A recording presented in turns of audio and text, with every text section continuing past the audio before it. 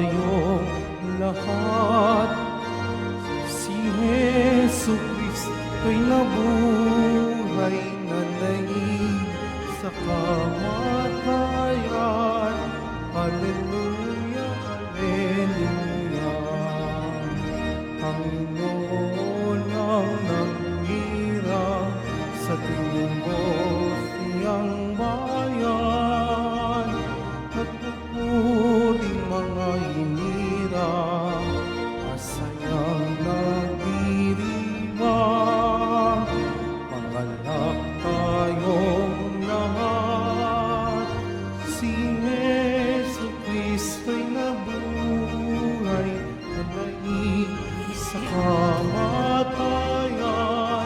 Hallelujah, Hallelujah. Sa ngalan ng Ama at ng Anak at ng Espiritu Santo, Amen. sumainyo ang Panginoon. At sumaiyo rin. Mga kapatid, aminin natin ang ating mga kasalanan upang tayo'y maging marapat gumanap sa banal na pagdiriwang.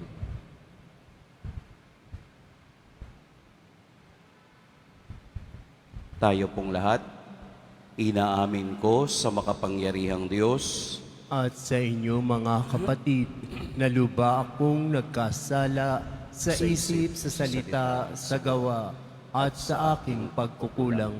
Kaya isinasamo ko sa mahal na Birheng Maria, sa lahat ng mga anghel at mga banal, at sa inyo mga kapatid, na ako'y ipanalangin sa Panginoong ating Diyos.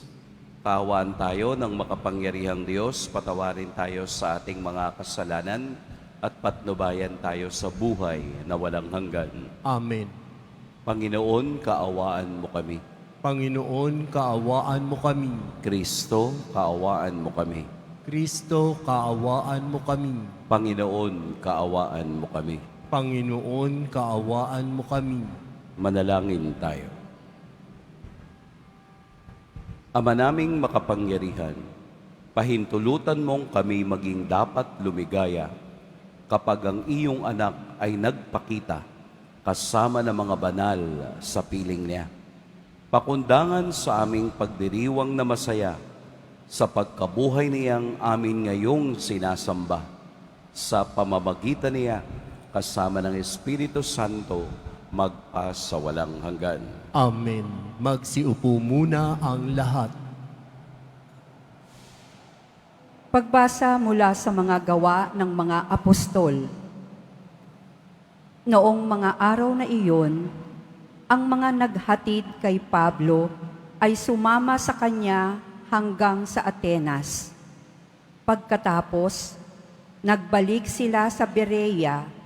Taglay ang bilin ni Pablo kina Silas at Timoteo na sumunod sa lalong madaling panahon.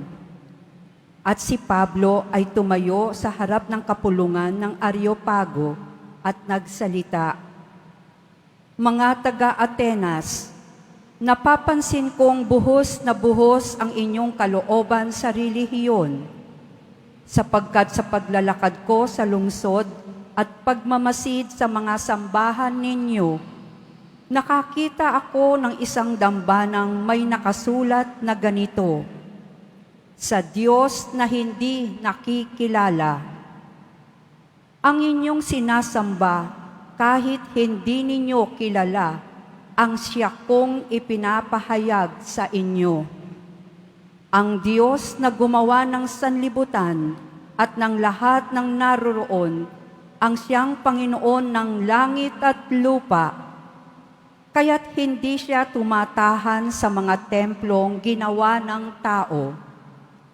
Hindi sa siya'y nangangailangan ng anuman, kaya siya pinaglilingkuran ng tao, sapagkat siya ang nagbibigay ng buhay, hininga, at ng lahat ng bagay sa sangkatauhan. Mula sa isay, nilikha niya ang lahat ng lahi sa balat ng lupa. Itinakda niya ang kanya-kanyang panahon at hangganan. Ginawa niya ito upang hanapin nila ang Diyos, baka sakaling sa kanilang pag-aapuhap ay matagpuan siya. Ang totoo, hindi naman siya malayo sa bawat isa sa atin, sapagkat hawak niya ang ating buhay, pagkilos at pagkatao. Tulad ng sinabi ng ilan sa inyong mga makata, tayo nga'y mga anak niya. Yamang tayo'y mga anak ng Diyos, huwag nating akalain na siya ay tulad ng larawang ginto, pilak o bato na pawang likha ng isip at kamay ng tao. Mahabang panahong di pinansin ng Diyos ang di pagkakilala sa Kanya ng tao, ngunit ngayoy iniuutos niya na magsisi sila't talikdan ang kanilang masamang pamumuhay. Sapagkat itinakda na niya ang araw ng paghuhukom sa sanlibutan, at ito'y buong katarungan niyang gagawin sa pamamagitan ng kanyang hinirang. Pinatunayan niya ito sa lahat nang buhayin niyang muli ang taong iyon. Nang marinig nila ang sinabi ni Pablo tungkol sa muling pagkabuhay, tinuya siya ng ilan, ngunit sinabi naman ng iba, ibig namin kayong mapakinggan uli tungkol dito. At umalis doon si Pablo. May ilang sumama sa kanya at sumampalataya sa Diyos. Kabilang dito si Dionisio na isa sa mga bumubuo ng kapulungan ng Areopago. May sumama ring babaeng nagngangalang Damaris at mga iba pa. Pagkatapos, umalis si Pablo sa Atenas at nagtungo sa Corinto. Ang salita ng Diyos. Salamat sa Diyos. Ang kadakilaan ng Diyos sa lupa't langit ay lubos. Ang kadakilaan ng Diyos sa lupa't langit ay lubos. Purihin ng Diyos nitong kalangitan. Kayo sa itaas siya'y papurihan. Ang lahat ng anghel magpurit magdiwang, kasama ang hukbo roong karamihan. Ang kadakilaan ng Diyos sa lupa't langit ay lubos. Pupurihin siya ng lahat ng tao, hari at prinsipe, lahat ng pangulo, babae't lalaki, mga kabataan, matatandang tao't kaliit-liitan. Ang kadakilaan ng Diyos sa lupa't langit ay lubos. Sa ngalan ng poon, lahat ay magpuri. Ang kanyang pangalay pinakamaigi. Ang langit at lupay walang kasimbuti. Ang kadakilaan ng Diyos sa lupa't langit ay lubos. Siyang nagpalakas sa sariling bansa, kaya pinupuri ng piniling madla.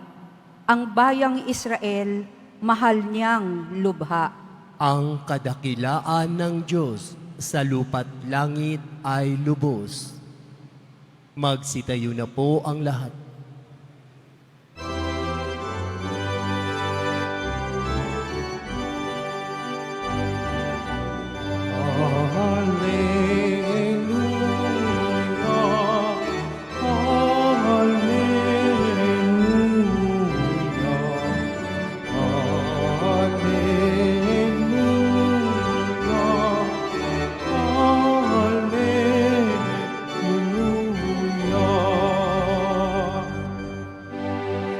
Hihilingin ko sa Ama, Espiritu'y sunya, upang sumainyo tuwina. Alleluia, Alleluia, Alleluia.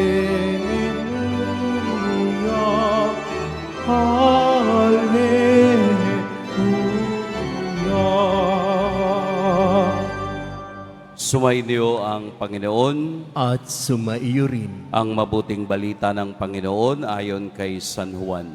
Papuri sa iyo, Panginoon. Noong panahong iyon, sinabi ni Jesus sa kaniyang mga alagad, "Marami pa akong sasabihin sa inyo, ngunit hindi pa ninyo kayang unawain ngayon.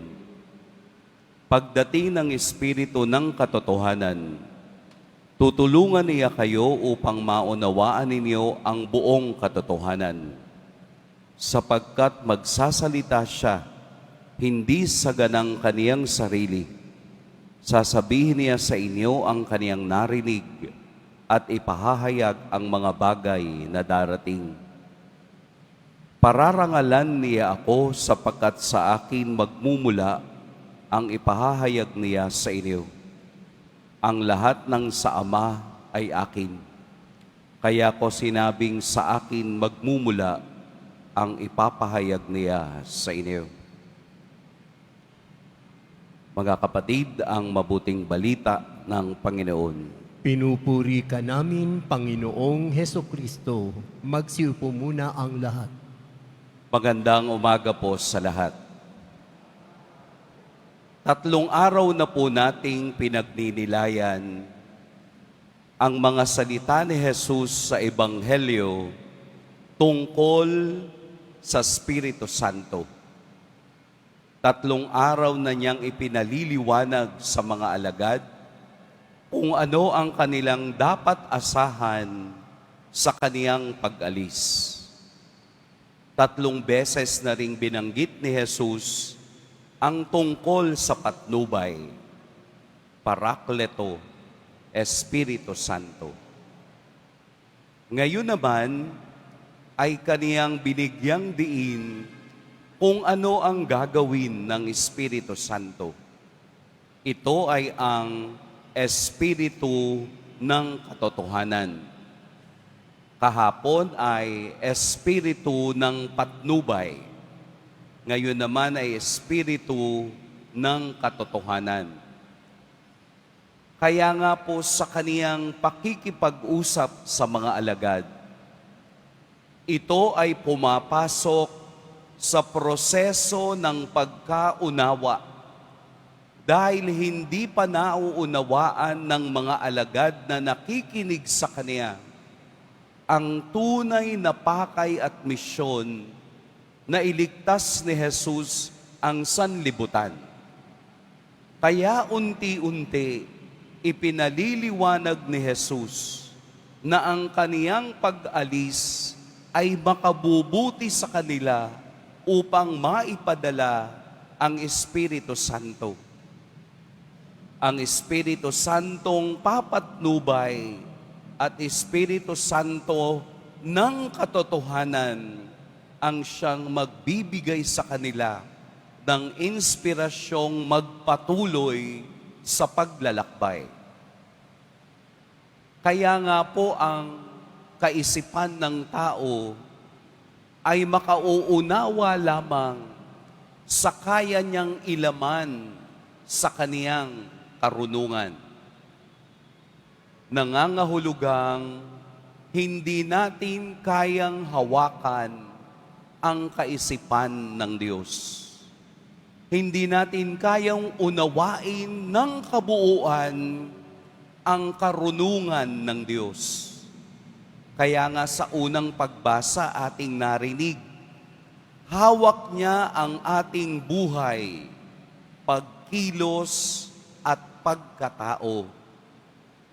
Nangangahulugang tuldok lamang ang ating kaalaman, tuldok lamang ang ating karunungan upang maunawaan ang kabuuan ng Diyos. Kapag may nagsabi na taong alam niya ang kaisipan ng Diyos, iyon ay nagsasabi ng kayabangan. Walang sino mang palalong tao ang magsasabi ng ganito. Palalo ang taong iyon sapagkat hindi mo pwedeng ikahon sa kaninong kaisipan ng tao ang karunungan ng Diyos. Kaya nga unti-unting sinasabihan ni Jesus ang mga alagad, at para bang sa ating karanasan bilang tao, sinasabi ni Jesus na the best is yet to come. Kung naranasan ninyo ito sa akin, naranasan ninyo ang biyaya ng Diyos na nagsugo sa akin, mas mamaranasan pa ninyo ito kung ako ay aalis. At ito ang pinanghahawakan ng ating pananampalataya, na simula noon hanggang ngayon, ang Espiritu ng katotohanan ang siyang nagbibigay sa atin ng sigla upang magpatuloy sa ating paglalakbay. The best is yet to come. Kung nakararanas tayo ng biyaya ng Diyos, mayroon pang mas the best na ibibigay ang Diyos sa atin. Sabi nga nila, good things come to those who wait. Ang magagandang bagay ay natatanggap ng mga taong marunong maghintay. Kaya po sa ating paglalakbay, huwag nating ikahon ang karunungan ng Diyos sa ating sariling karunungan. Dahil ang karunungan ng tao ay limitado. At the same time, erroneous. Mali, nagkakamali ang karunungan ng tao kung ito ay hindi nakaugnay sa spiritu ng katotohanan. Kapag nagtanim po kayo ng buto ng puno kahapon, huwag niyong sabihin na aanihin niyo na ngayon ang bunga ng punong iyon. We need to wait. Kailangan nating maghintay ng tamang panahon upang tayo'y makinabang sa punong itinanim natin. Kailangan nating maghintay ng inspirasyon ng Espiritu Santo upang matanggap natin ang pagbibiyaya ng Diyos. Do not push God. Hindi natin iyon magagawa. Sa takdang panahon at oras ng Diyos, iyon mangyayari. Sapagkat ang pagbibiyaya ng Diyos ay ibinibigay sa marunong maghintay. Kaya nga po ang mga alagad ay naghintay ng pagbibiyaya ng Diyos dahil ito ang salita ni Kristo. Ibigay lang natin sa Diyos ang lahat. Atin lamang ilapag sa Kanya ang lahat. Ang iyong pangarap, ang iyong mga dasal, ang iyong mga mithiin, ilapag mo lamang sa Diyos at maghintay tayo ng Kaniyang kasagutan. Huwag nating puwersahin. Hindi natin kaya ang karunungan ng Diyos. Baka dahil ito ang ating gusto at hindi natupad, ang sisisihin mo ay Diyos.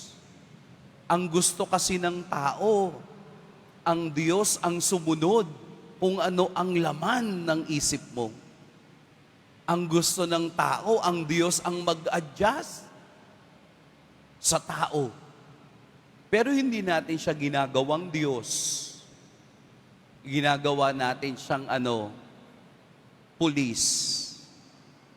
Ginagawa natin siyang tagabigay, tagabantay, pero hindi natin ginagawang Diyos. Hayaan nating maging Diyos ang Diyos sa ating buhay. Huwag nating ikahon ang kakayahan ng Diyos na gumawa ng himala at magbigay ng biyaya sa ating buhay.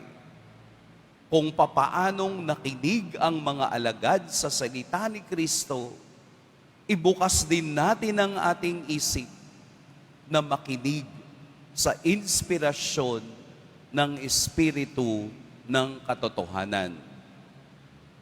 Sa ganong punto, mauunawaan natin na tayo ay hawak ng Diyos at hinahayaan natin siyang maging Diyos sa ating buhay. Hindi yung tayo ang Diyos ng Diyos. Gawin nating Diyos ang tunay na Kristo, ang poong Nazareno sa ating buhay, upang maunawaan natin na ang katotohanan ang siyang magpapalaya sa atin at magbibigay ng tunay na inspirasyon. Pagpalain tayo ng poong may kapal. Magsitayo na po ang lahat.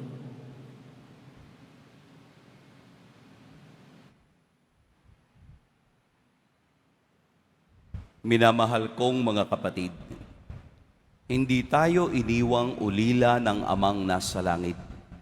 Bagkus ipinadala niya sa atin ang kaniyang banal na Espiritu. Sambitin natin ang ating mga sama-samang panalangin sa kapangyarihan ng Espiritu ng katotohanan.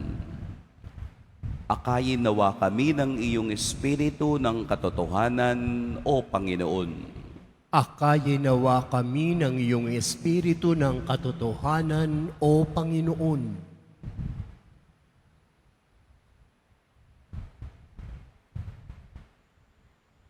Ang simbahan naway maging masigasig sa paghahatid ng mensahe ni Jesus sa lahat ng tao. Manalangin tayo. Akayin nawa kami ng iyong Espiritu ng katotohanan, O Panginoon. Ang mga namamahala at may kapangyarihan naway maghatid ng kapayapaan at katarungan sa mga bansa. Manalangin tayo. Akayin nawa kami ng iyong Espiritu ng katotohanan, O Panginoon. Ang mga hinahamak, mga itinakwil, o mga walang nagmamahal sa ating lipunan, naway makaranas sa kanilang buhay ng pangangalaga ng Diyos sa pamamagitan ng ating mabubuting gawa. Manalangin tayo. Akayin nawa kami ng iyong Espiritu ng katotohanan, O Panginoon. Ang mga may sakit at nagdurusa, naway makakita at makadama ng mapagmahal na presensya ng Diyos. Manalangin tayo. Akayin nawa kami ng iyong Espiritu ng katotohanan, O Panginoon. Ang mga namayapa, naway muling buhayin, alang-alang sa muling pagkabuhay ng Panginoon. Manalangin tayo. Akayin nawa kami ng iyong Espiritu ng katotohanan, O Panginoon. Panginoon, loobin mong lalo pang ipahayag sa amin ang banal na Espiritu, ang mga katotohanang inihayag ni Jesus na nabubuhay na kasama mo ngayon at magpasawalang hanggan. Amen. Magsiupo na po ang lahat.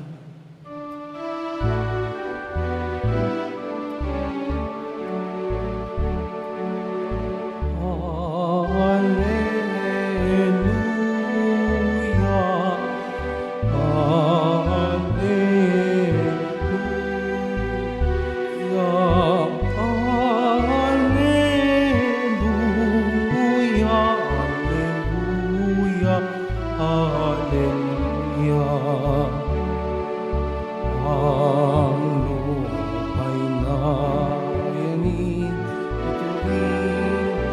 ay tumahimik, nang ang buwan ay tumindi, bilang bukong natin. Alleluia, Alleluia, Alleluia, Alleluia,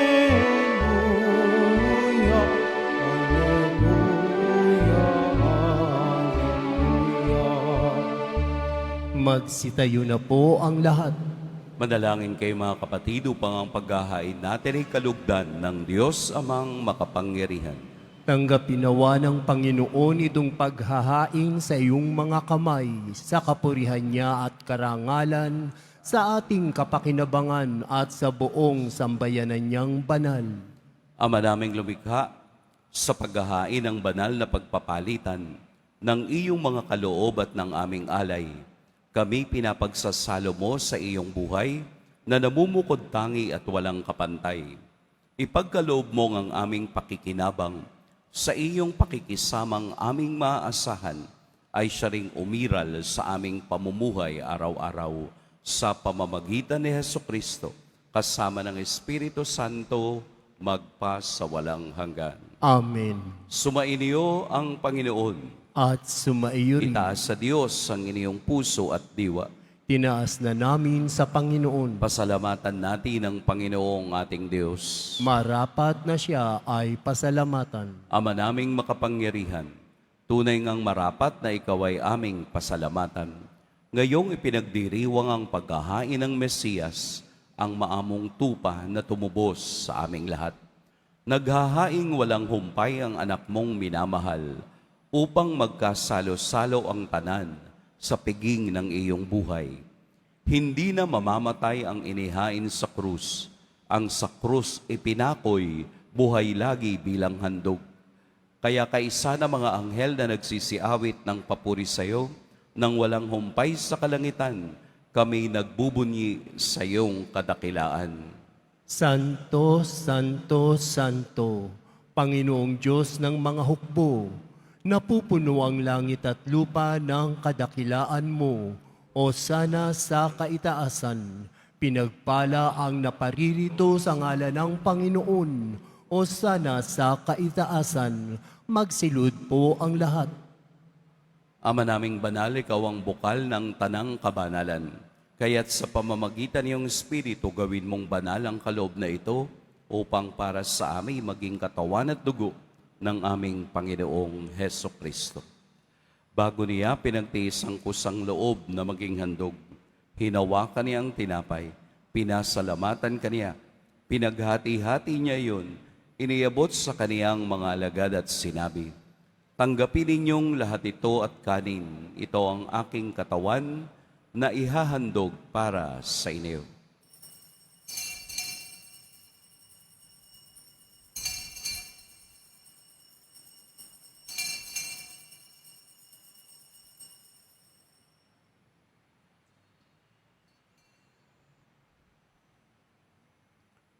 Gayun din naman, noong matapos ang hapunan, hinawakan niya ang kalis, muli kaniyang pinasalamatan, inabot niya ang kalis sa kaniyang mga alagad at sinabi, "Tanggapin ninyong lahat ito at inumin, ito ang kalis ng aking dugo, ng bago at walang hanggang tipan, ang aking dugo na ibubuhos para sa inyo at para sa lahat, sa ipagpapatawad ng mga kasalanan. Gawin ninyo ito sa pag-alala sa akin."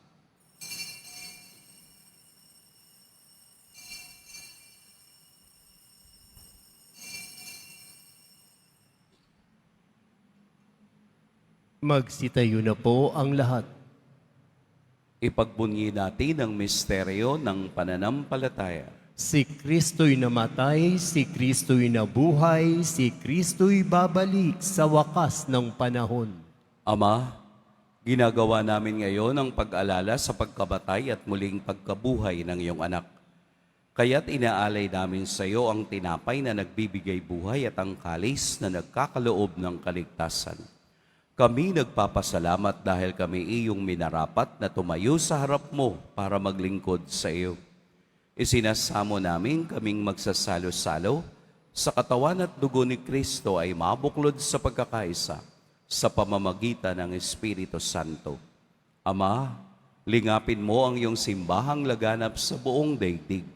Puspusin mo kami sa pag-ibig, kaisa ni Leon na aming Papa at ni Jose na aming Obispo at ng Tanang Kaparian. Alalahanin mo rin ang mga kapatid naming nahimlay nang may pag-asang sila'y muling mabubuhay, gayon din ang lahat ng mga pumanaw.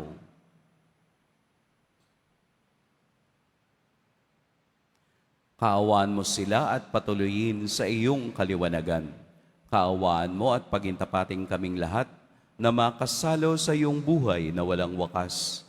Kaisa ng mahal na Birheng Maria na ina ng Diyos, ng kabiyak ng puso niyang si San Jose, kaisa ng mga apostol ni San Juan Bautista, at ng lahat ng mga banal na namuhay dito sa daigdig ng kalugod-lugod sa iyo, maipagdiwang nawa namin ang pagpupuri sa ikararangal mo sa pamamagitan ng iyong anak na aming Panginoong Hesukristo. Sa pamamagitan ni Kristo, kasama niya at sa Kaniya, ang lahat ng parangal at papuri sa iyo, Diyos, Amang makapangyarihan, kasama ng Espiritu Santo, magpa sa walang hanggan. Amen. Sa tagubili ng nakagagaling na utos at sa turo ni Jesus na Panginoon natin at Diyos, ipahayag natin ng lakas loob. Ama namin, Sumasalangit ka, sambahin ang ngalan mo. Mapasa amin ang kaharian mo. Sundin ang loob mo dito sa lupa para nang sa langit. Bigyan mo kami ngayon ng aming kakanin sa araw-araw at patawarin mo kami sa aming mga sala para nang pagpapatawad namin sa nagkakasala sa amin. At huwag mo kaming ipahintulot sa tukso at ihadya mo kami sa lahat ng masama. hinihiling namin kami iadya sa lahat ng masama. Pagkalooban ng kapayapaan araw-araw, iligtas sa kasalanan at ilayo sa lahat ng kapahamakan. Samantalang aming pinananabikan ang dakilang araw ng pagpapahayag ng tagapagligtas naming si Hesukristo. Sapagkat iyo ang kaharian at ang kapangyarihan at ang kapurihan magpakailanman. Amen. Panginoong Hesukristo, sinabi mo sa iyong mga apostol, kapayapaan ang iniiwan ko sa inyo, ang aking kapayapaan ang ibinibigay ko sa inyo. Tunghayan mo ang aming pananampalataya at huwag ang aming pagkakasala. Pagkalooban mo kami ng kapayapaan at pagkakaisa ayon sa iyong kalooban, kasama ng Espiritu Santo, magpa sa walang hanggan. Amen. Ang kapayapaan ng Panginoon naway laging sumainyong lahat. At sumaiyo rin. Magbigayan kayo ng kapayapaan sa isa't isa.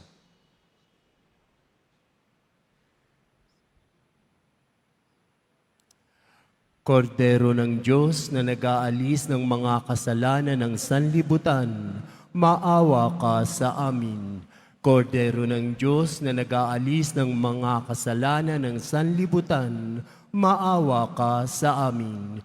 Kordero ng Diyos na nag-aalis ng mga kasalanan ng sanlibutan, ipagkaloob mo sa amin ang kapayapaan. Magsilud po ang lahat. Ito ang kordero ng Diyos, ito ang nag-aalis ng kasalanan ng sanlibutan. Mapalad ang inaanyayahan sa kaniyang piging. Panginoon, hindi ako karapat-dapat na magpatuloy sa iyo. Ngunit sa isang salita mo lamang ay gagaling na ako.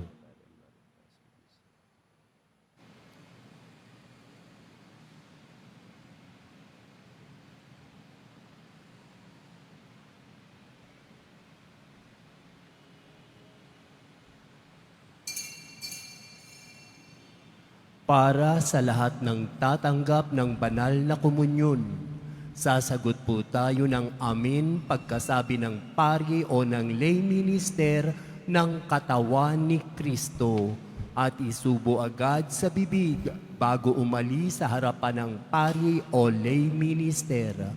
Sumunod po tayo.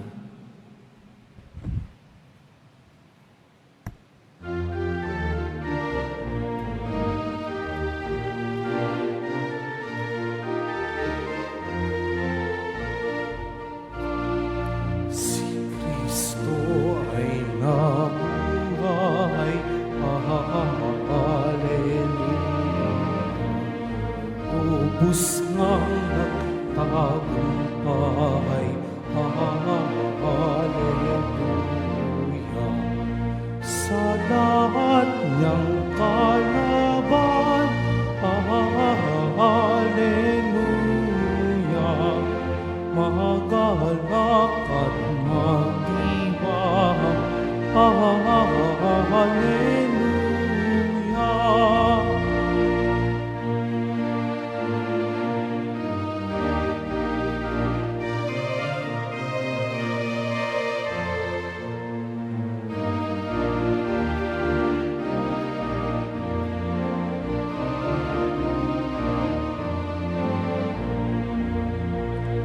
Si Kristong Jesus natin, hallelujah.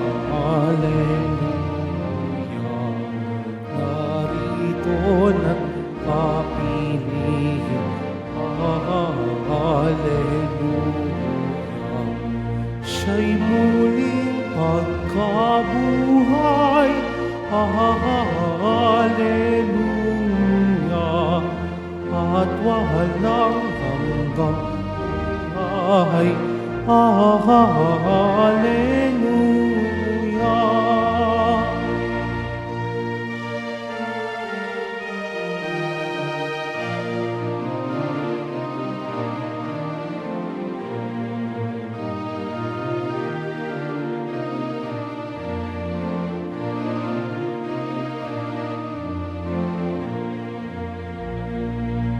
Tayo ay nabubuhay, hallelujah. Sa Espiritong bigay, hallelujah. Ni Kristong nagmamahal, hallelujah. Sa Diyos Amang banal, hallelujah.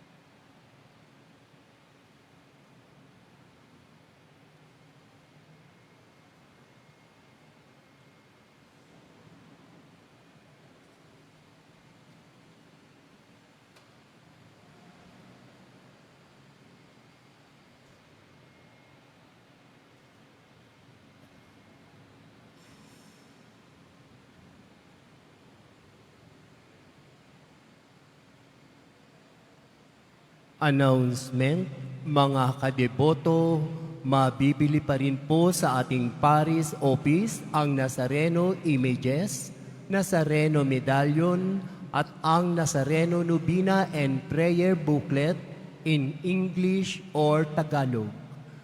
Mga paalala sa mga nagsisimba. Pagkatapos ng misa, wiwisikan po ang lahat ng banal na tubig. Pinakikiusapan ng lahat na manatili lamang muna sa inyong mga lugar. Tanging sa Quezon Boulevard o sa Plaza San Juan lamang ang labasan ng lahat. Sumunod po tayo. Maraming salamat po sa inyong pagdalaw at pagsisimba sa Basilica Minor at Pambansang Dambana ni Jesus Nazareno. Tatayo na po ang lahat. Manalangin tayo.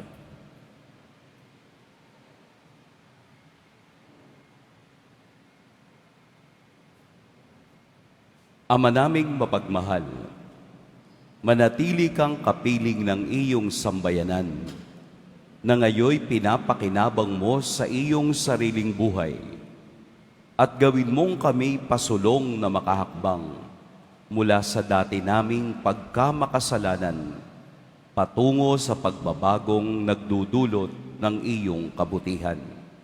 Sa pamamagitan ni Hesukristo, kasama ng Espiritu Santo, magpa sa walang hanggan. Amen. Sumainyo ang Panginoon. At sumaiyo rin. Yumuko kayo para sa pagbabasbas. Mahal na poong Jesus Nazareno, inihayag mo sa pamamagitan ng krus ang walang maliw na pag-ibig ng Diyos sa sangkatauhan.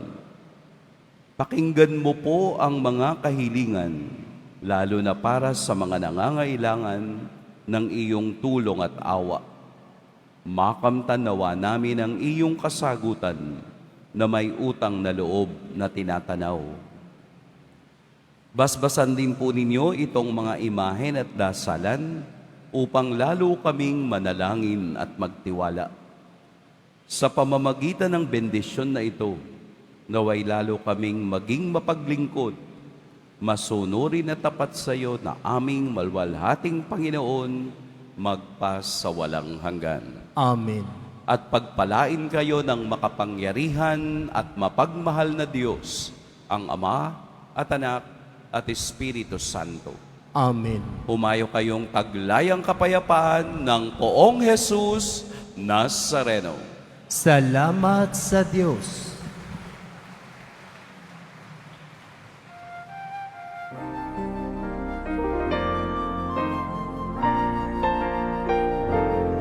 Nuestro Padre Jesus Nazareno, sinasamba ka namin. Pinipintuho ka namin. Aral mo ang aming buhay at kaligtasan. Nuestro Padre Jesus Nazareno, iligtas mo kami sa kasalanan. Ang krus mong kinamatayan ay sagisag ng aming kaligtasan. Nuestro Padre Jesus Nazareno, dinarangal ka namin. Nuestro Padre Jesus Nazareno, iniwalhati ka namin. Nuestro Padre Jesus Nazareno, dinarangal ka namin. Nuestro Padre Jesus Nazareno, lumalihati ka namin.